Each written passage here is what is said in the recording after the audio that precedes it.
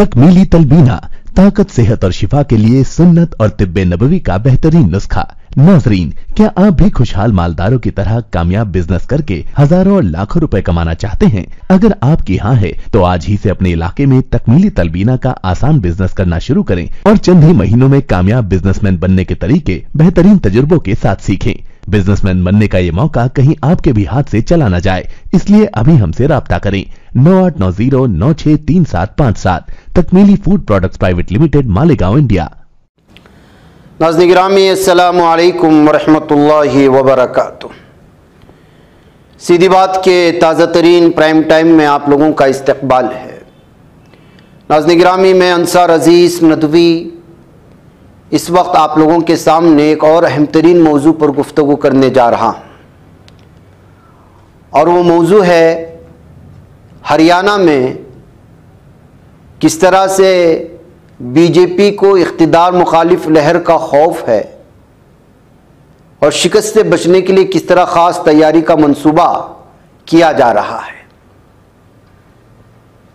नाज़रीन गिरामी, हरियाणा उन रियासतों में एक रियासत है जहाँ पर आम इंतखाबात भी होने हैं और असम्बली इंतखाबात भी होने हैं, और हरियाणा की सूरत हाल इस वक्त ज़मीनी सतह पर देखा जाए तो वो बीजेपी मुखालिफ है। इसीलिए धीरेन्द्र अवस्थी ने एक मजमून लिखा। उनका मानना है कि अयोध्या के रथ पर सवार होकर बीजेपी हरियाणा में लोकसभा इंतखाबात के साथ साथ असम्बली इंतखाब करवाकर अपनी कश्ती पार लगाना चाह रही है। ऐसा इसलिए है कि 2019 के असम्बली इंतखाबात में 75 पार का नारा देकर 40 पर अटकी बीजेपी को 2024 में 10 साल की इख्तिदार मुखालिफ लहर का खौफ सता रहा है। बीजेपी को लग रहा है कि हरियाणा के वोटर्स ने उसे 5 साल बाद 2019 में झटका दे दिया था, लेकिन उसके 75 पार के बिछाए गए मेंटल ट्रैप में फंसे अपोजिशन ने अपनी कमजोर मुहिम से इख्तिदार की दहलीज तक उसे पहुंचा दिया। लेकिन इस बार लोकसभा के साथ असम्बली इंतखाबात नहीं हुए तो इख्तिदार उसके लिए दूर की कोड़ी हो सकती है। 6 जनवरी को बीजेपी के कौमी सदर जगत प्रकाश नड्डा जेपी नड्डा ने पंचकोला में फ्लॉप रोड शो के जरिए इंतखाबी बिगुल तो फूंक दिया, लेकिन 2 से 3 हजार की बमुश्किल जमा की गई भीड़ और 7 किलोमीटर के ऐलान करदा रोड शो का तकरीबन निस्फ किलोमीटर में ही खत्म होना बहुत कुछ कह गया था। नड्डा के गौर-ओ-कौज और बीजेपी कोर कमेटी की मीटिंग के बाद बाहर आई खबरें इस बात की तस्दीक कर रही हैं कि हरियाणा असम्बली इंतखाब भगवा पार्टी के लिए संगीन फिक्र का सबब है। यही वजह है कि हरियाणा बीजेपी का बड़ा तबका लोकसभा इंतखाब के साथ ही असम्बली इंतखाब भी कराना चाह रहा है।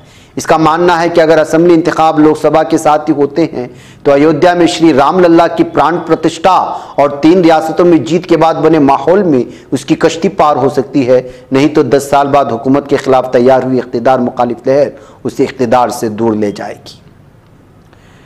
बीजेपी लीडरों के लिए ऐसा सोचने की वजह 2019 असम्बली इंतखाबात का सबक है। 2019 में बीजेपी ने 90वीं रुकन असेंबली में 75 पार का नारा दिया था। बीजेपी की इंतखाबी मिशनरी ने 75 पार के नारे के साथ रियासत में ऐसा माहौल बना दिया था कि अपोजिशन के साथ रियासत की आवाम भी बीजेपी के बनाए इस जाल में फंस गई थी। इसी का नतीजा था कि लोग कह रहे थे कि वोट तो बीजेपी को नहीं देंगे, लेकिन रियासत में हुकूमत तो उसी की बनेगी। लेकिन जब असेंबली इंतखाब का नतीजा सामने आया तो हकीकत सामने थी। हरियाणा की आवाम ने बीजेपी को मुस्तरद कर दिया था। वजीर आला मनोहर लाल खट्टर काबीना के साथ मजबूत वजीर इंतखाब हार गए थे। वाहिद काबीना वजीर अंबाला कैंट से अनिल विज इंतखाब जीत पाए थे। सोनीपत से काबीना वजीर कविता जैन, नारनौंद से वजीर मालियात कैप्टन अभिमन्यु, हावड़ी से वजीर ज़राअत ओम प्रकाश धनखड़, महेंद्रगढ़ से वजीर तालीम रामबल्लास शर्मा और असराना से वजीर बराए ट्रांसपोर्ट कृष्णलाल पनवार इंतखाब हार गए। यहाँ तक के बीजेपी के उस वक्त के रियासती सदर सुभाष बराला भी इंतखाब हार गए थे। करनाल से वजीर आला मनोहर लाल खट्टर की जीत का फर्क भी गुज़िश्ता इंतखाबात से बड़ा कम पड़ गया था। 9वीं रुकन असेंबली में 2014 असेंबली इंतखाबात के दौरान 47 सीटें जीतने वाली बीजेपी 40 पर ही सिमट गई थी और 2014 में 15 सीटें जीतने वाली कांग्रेस की सीटें दुगनी से ज्यादा 31 हो गई थी। इंतखाबी नताइज के बाद हरियाणा में बहस जोरों पर थी कि अपोजिशन ने थोड़ा सा भी जोर लगाया होता तो बीजेपी इख्तिदार से बाहर होती।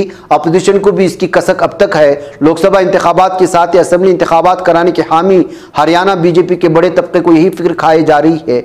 बीजेपी के इन लीडरों का मानना है कि अवाम ने तो उन्हें 5 साल बाद 2019 में झटका दे दिया था। वो भी उस वक्त इस तरह का नतीजा आया था जब 2019 में बालाकोट एयर स्ट्राइक और उससे पहले पुलवामा धमाके के सबब बीजेपी के हक में जबरदस्त माहौल बना था और लोकसभा इंतखाब के महज 6 महीने के अंदर ही असेंबली इंतखाब हो चुके थे। अब तो हुकूमत के 10 साल पूरे होने के बाद हुकूमत से अवाम की नाराजगी ज्यादा है।